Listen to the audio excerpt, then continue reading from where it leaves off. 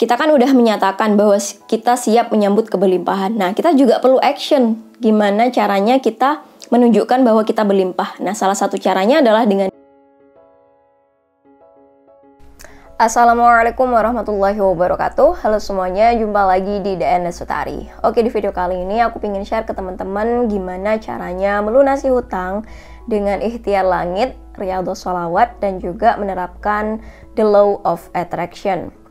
Karena topik mengenai hutang ini itu sampai sekarang sering banget aku dapat DM curhatan dari teman-teman yang sedang terlilit hutang, yang sedang menghadapi hutang, yang harus bayar hutangnya, dan kayak udah bener-bener hopeless gitu ya, nggak tahu lagi harus gimana.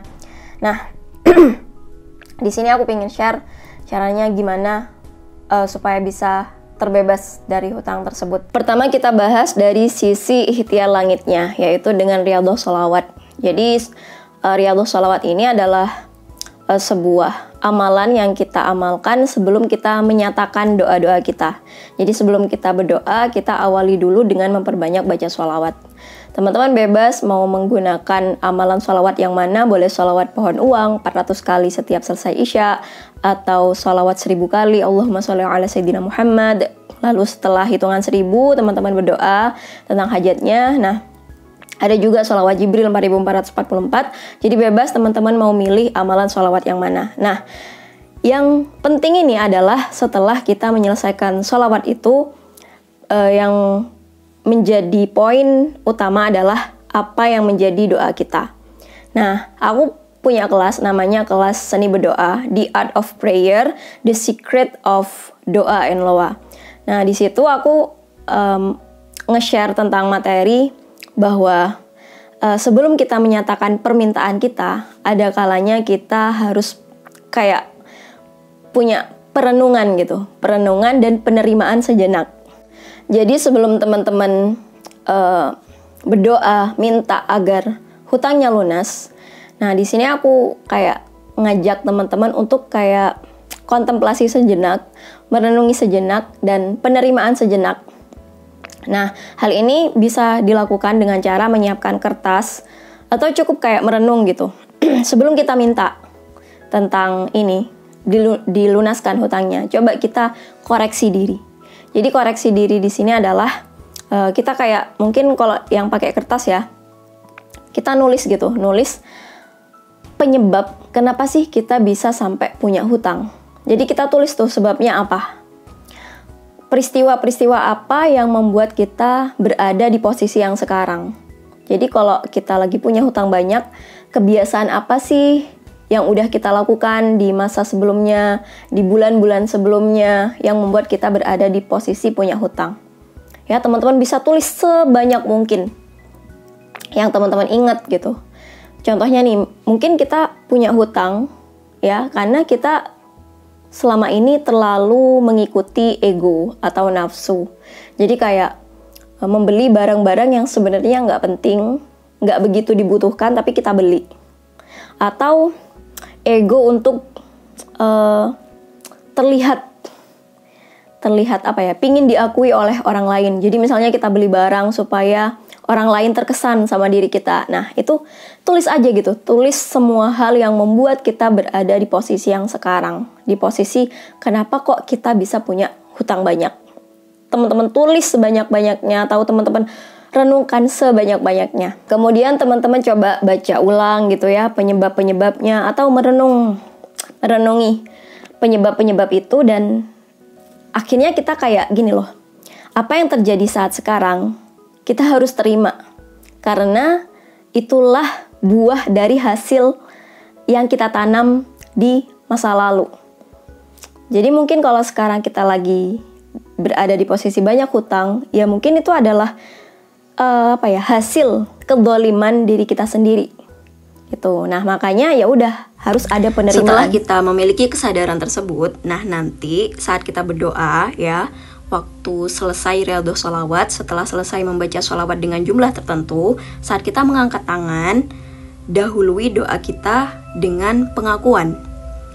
Misalnya contohnya kalimatnya kayak gini, ya Allah, aku menyadari bahwa selama ini aku mendolimi diri aku sendiri. Ya Allah, aku menyadari aku sendirilah yang menyakiti diriku sendiri. Maka ampunilah aku, maafkanlah segala kesalahanku.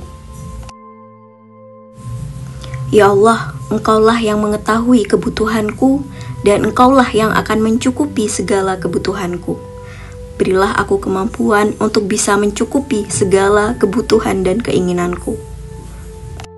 Nah, jadi itu bentuk ikhtiar langitnya. Memperbanyak baca sholawat. Nah, kemudian berdoa. Sebelum berdoa minta hutangnya lunas, teman-teman dahului dulu dengan pengakuan benar-benar mengakui dan sadar bahwa apa yang kita terima saat ini itu adalah kebanyakan ya, karena kezaliman diri kita sendiri. Jadi kalau emang lagi ada di posisi banyak hutang, ya mungkin karena selama ini kita salah gitu dalam mengelola uang, dalam mengatur ego kita dalam hal uang. Nah, jadi kita sebelum minta hutangnya lunas, kita harus punya kesadaran diri terlebih dahulu bahwa selama ini kita zalim pada diri kita sendiri. Sekarang kita juga tambahin dengan menerapkan the law of attraction melalui manifesting, entah melalui afirmasi, visualisasi, ataupun juga scripting.